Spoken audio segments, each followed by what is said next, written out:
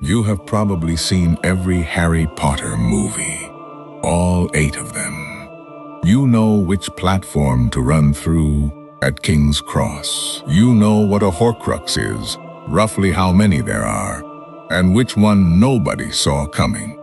You could probably explain, in more detail than necessary, why Neville Longbottom deserved better.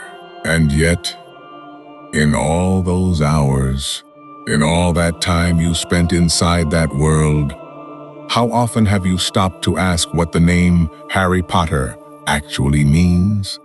Probably never. Because you don't need to. The name is just the name. It's a container.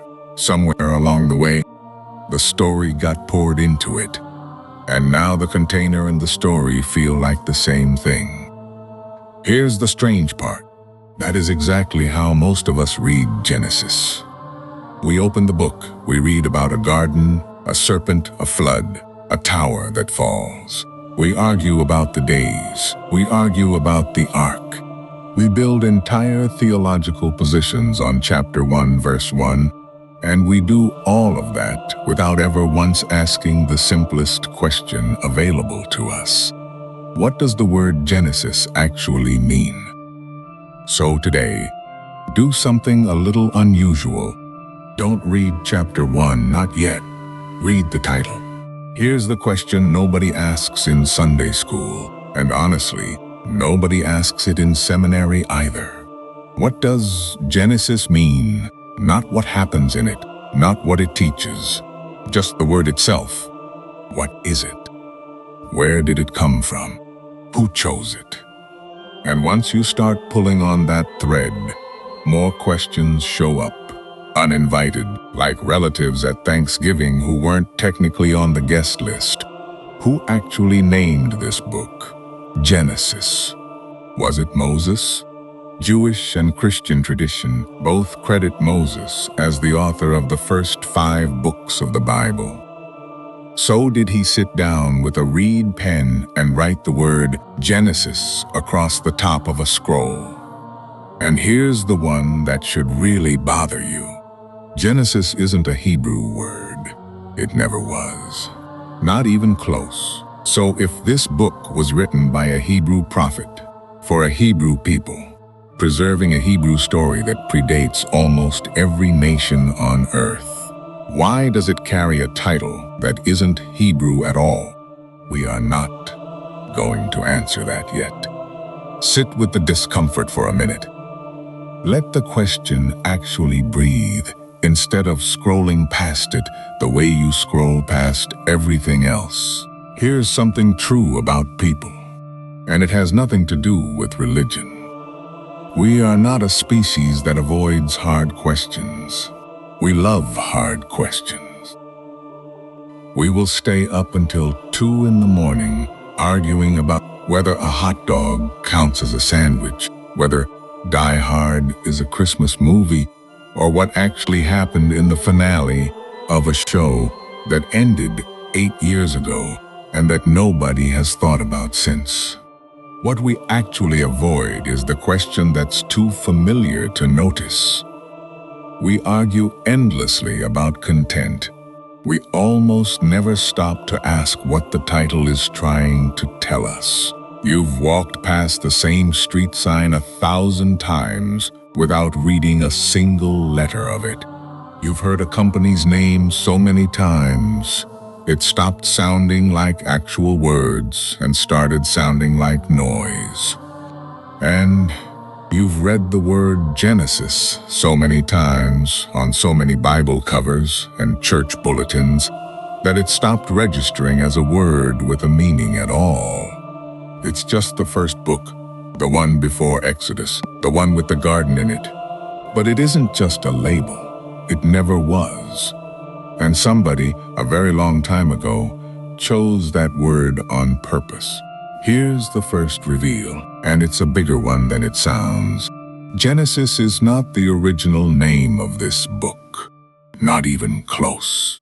The Jewish people, the ones who actually wrote it, guarded it, and copied it letter by letter for well over 2,000 years before Christianity even existed. never called this book Genesis. Not once. Not in the original language. Not on the original scrolls. Walk into a synagogue today and ask someone to hand you Genesis. They'll probably smile politely, because that isn't what they call it either. It never was.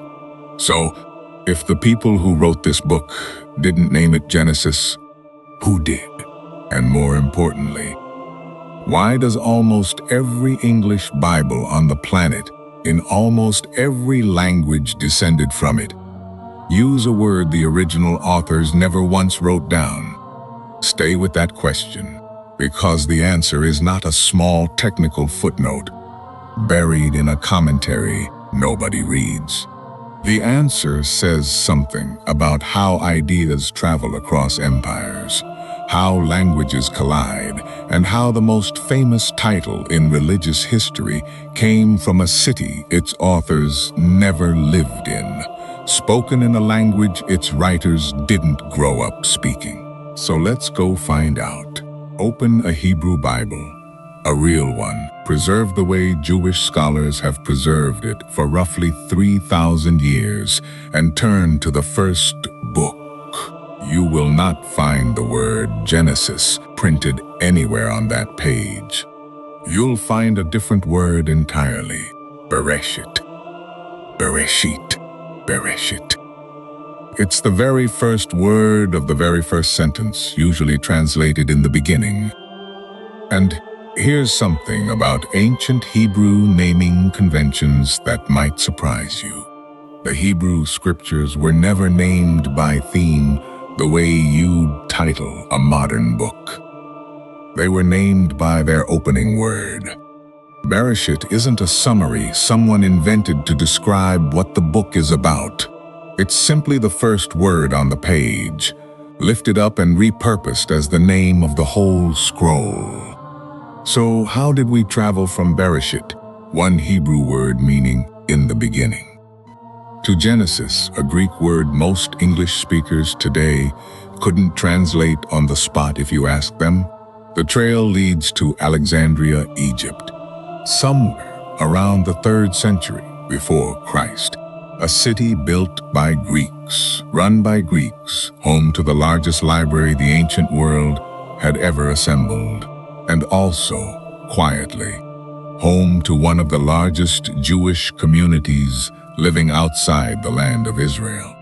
By this point, huge numbers of Jewish families had been scattered across the Greek-speaking world for generations.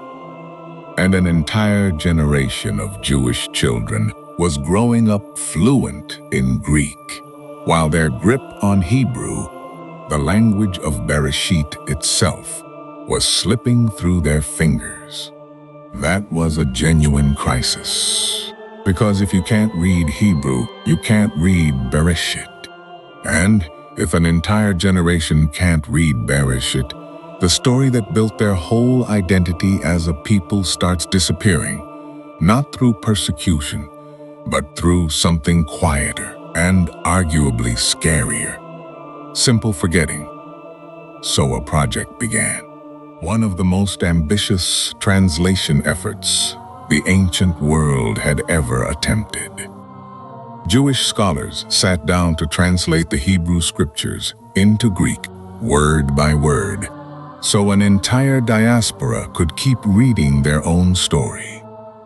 According to an ancient account called the Letter of Aristeas, the product was commissioned under the patronage of the Greek ruler Ptolemy II, and carried out by a team of translators that Jewish tradition would later round to 70, giving the whole finished translation its lasting name, the Septuagint, Latin for 70. Try for a second to picture that room. Dozens of scholars working independently according to the legend, each one responsible for turning sacred Hebrew text into readable Greek prose, without a shared style guide, without a translation committee meeting to argue over word choice. And definitely without anyone checking their work against a search engine at 2 in the morning. It was, in every sense, ancient history's most high-stakes group project. And unlike most group projects, apparently, everybody actually did their part. And when those translators reached the very first book of the Hebrew Bible, they hit a decision point. Keep the Hebrew word Bereshit, a word their Greek-speaking readers couldn't pronounce and wouldn't understand, or choose a Greek word that captured what the book was actually claiming to be. They chose the second option. The word they picked was Genesis. Here's a thought worth sitting with for a moment. Human beings love renaming things. We rename cities. We rename streets. We rename companies. One day you're using an app called Twitter, and the next day, without a vote, without much of an explanation, it's called something else entirely. And everyone just adjusts and moves on like nothing happened. We rename fast food chains until the original name is barely a memory. We even rename ourselves. Stage names, pen names, usernames carefully chosen to hide who we actually are underneath. And most of the time, we rename things to sound better, cooler, more marketable, more clickable. So here's what should genuinely surprise you. The scholars working in Alexandria had every opportunity to give this book a flashier title, something with more drama, something that would have sold better on a scroll shelf in a city that loved a good story. They didn't. They picked Genesis, a plain, ordinary Greek word people already used in everyday speech, for one reason only. They wanted their readers to understand the book, not be impressed by its title. No marketing department, no rebrand meeting, no focus group, just clarity, handed down through a language most of the ancient world could actually read. Back to the investigation. So what does Genesis actually mean? In Greek, Genesis comes from a verb, giniesthai, to become, to come into being. The noun Genesis carries all of that motion inside a single word: origin, beginning, birth. The exact moment something that did not exist suddenly does. You already use pieces of this word without realizing it. Genetics, the study of how living things come into being, passed down generation after generation. Genealogy, the record of where a family actually came from.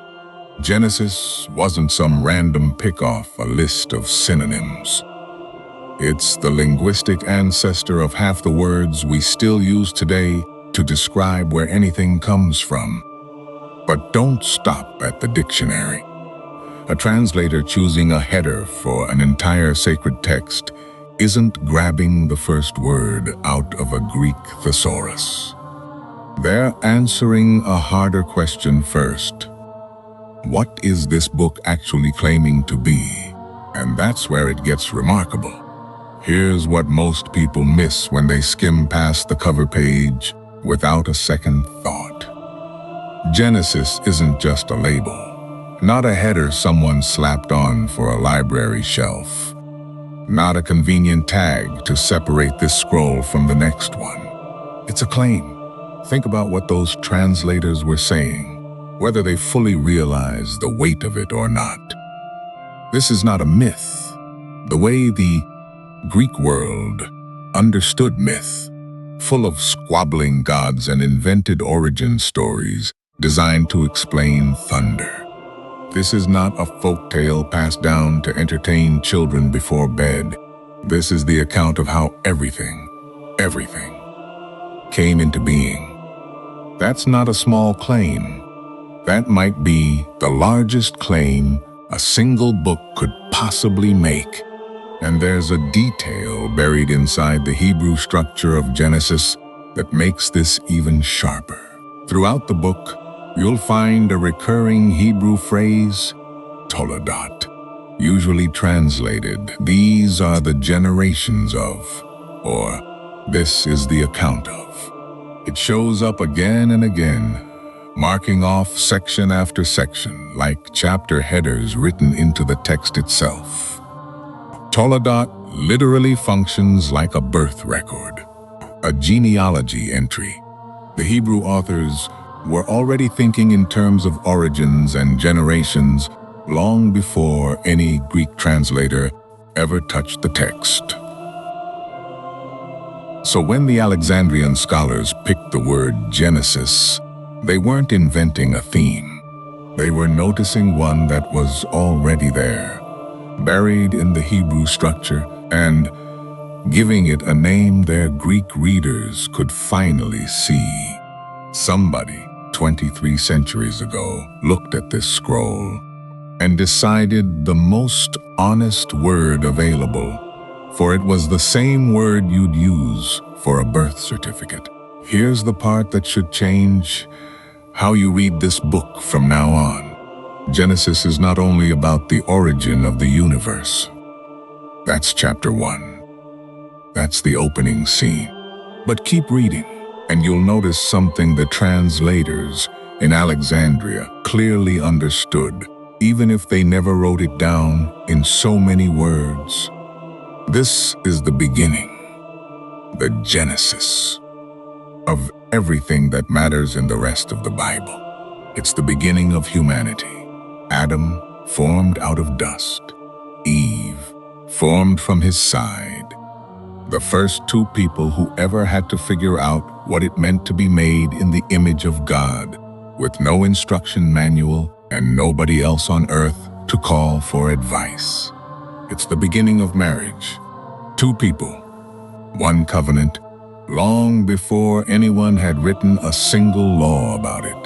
It's the beginning of sin, not an abstract theological idea floating somewhere in a textbook. An actual moment in an actual garden, with actual consequences that Cain carried straight into the next generation, right up until the day he stood over his own brother Abel in a field and made a choice that fractured something in the human story that has never fully healed since. History's first case of sibling rivalry, and it escalated so far past normal that it makes today's family group chat arguments look almost quaint by comparison. It's the beginning of covenant. God making promises to flawed, frightened, ordinary people. To Noah, standing in front of a boat that made absolutely no sense to anyone watching him build it. And to Abraham, told to leave everything familiar for a destination he wasn't even given a name for. It's the beginning of nations. Genesis is where the world splits into languages and peoples and borders at a place called Babel, the raw material for essentially everything that later fills a newspaper. It's the beginning of Israel. One family, one man, one promise, 12 sons who genuinely could barely stand each other. That would somehow, against every reasonable expectation, become a nation.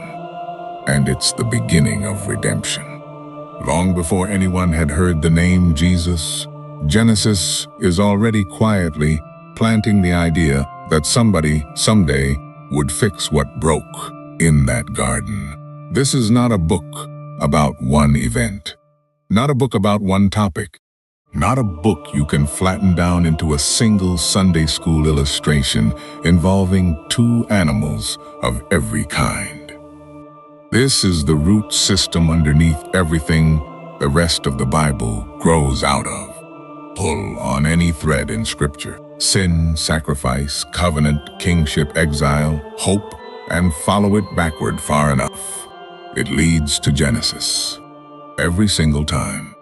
Here's something worth noticing about the world you're actually living in right now. Modern people ask one specific question over and over in 100 different forms. Where is the world headed? What happens next? Is it getting better or worse? You can find that question hiding inside the news, inside economic forecasts, inside every prediction about where technology, or the climate, or the culture is about to drag us next. Entire industries exist just to guess at the answer. We are, as a species, obsessed with where the story is going. The Bible opens with a completely different question. Not, where is everything headed? But, where did everything begin? And maybe that's not an accident. Maybe you can't actually answer the first question with any honesty until you've answered the second one first. You can't know where a river is going if you never bothered to find its source. It's worth noticing that modern science asks almost the same question, just with better funding.